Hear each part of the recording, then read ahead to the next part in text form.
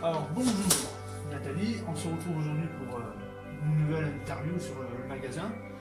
Donc aujourd'hui on se retrouve pour faire une spécialité sur la lithothérapie. Bonjour Christopher, oui, avec plaisir. Alors, qu'est-ce que c'est la lithothérapie? Alors, la lithothérapie est considérée comme une thérapie alternative. C'est-à-dire que c'est une médecine non conventionnelle qui utilise les pierres pour soigner. Elle est basée sur l'idée que les pierres et les minéraux ont des vertus thérapeutiques, qu'elle améliorerait, ou qu'elle émettrait plutôt des vibrations et elles auraient une résonance capable de faire, ou d'aider le corps dans le bien-être, à son contact ou à proximité. D'accord. Et que se dit-on avec? Tout. Tous les mots, que ce soit des mots physiques ou psychiques. D'accord. Voilà. Plus. Je mets bien le petit plus, Oui. puisqu'il y a des pierres qui vont aider à éloigner des mauvaises ondes, des mauvaises vibrations. Et puisque on est aussi dans du paranormal, il y a certaines pierres qui peuvent nous aider à éviter ou à éloigner des mauvaises entités. D'accord. Est-ce qu'il y a plusieurs gammes dans la lithothérapie? Tout à fait. Normalement, il y a 5 gammes. Il y en a 3 qui sont très importantes. C'est bien entendu la santé. Donc, parce que certaines pierres ont le pouvoir, de nous aider à la régénérescence, à nous améliorer dans notre quotidien, à nous aider pour certains organes.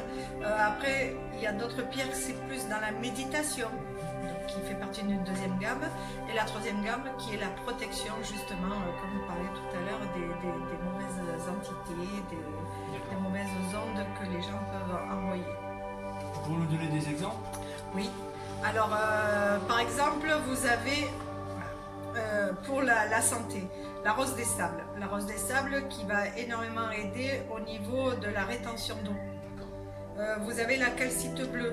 La calcite, elle, ça va être plus pour vous aider à avoir un sommeil plus réparateur, de meilleure qualité. Et elles font pas que ça, mais elles améliorent le quotidien comme ceci. Vous avez le quartz rose, qui est une pierre qui est vraiment assez amovible, on va dire, parce qu'elle peut faire plusieurs choses, mais sa principale action va être pour alléger le cœur, mais soit dans le flux sanguin, soit aussi dans tout ce qui est émotion, pour reprendre le dessus, pour s'ouvrir aux autres. D'accord. Et que conseilles-tu? Comme pierre? Oui, comme pierre. Alors, après, ça va dépendre des problématiques. Voilà. De tout à chacun. Je sais qu'une des pierres les plus demandées vont être le quartz rose, qui aide énormément à s'ouvrir aux autres, à s'épanouir. Il y a l'améthyste. Alors l'améthyste, il y a plusieurs différentes. Vous avez la brute, je ne sais pas si on voit, vous avez la brute ici, vous avez la pierre polie.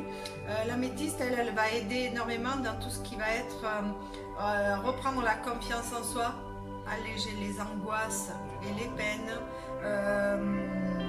Après, ça va aussi enlever le stress. Et qui dit stress enlevé, angoisse aussi, dit on relève la tête, on avance et puis tout va très bien. Donc ça, ce sont des pierres très bien. Et après, mes 2 préférés, vous avez la labradorite, qui est ici en brute ou en poli, qui va énormément aider pour le corps, pour tout ce qui est muscles, mais aussi pour tout ce qui est les ondes négatives de l'être humain. C'est-à-dire que quand quelqu'un arrive qui est stressé, qui est en colère, si vous avez tendance à être une éponge, vous allez le prendre, pas avec la labradorite, elle va vous aider. Vous avez aussi la tourmaline, qui est une très grande protectrice. On le met souvent sous le pied de lit des enfants parce qu'elle éloigne les mauvais cauchemars, les mauvaises choses.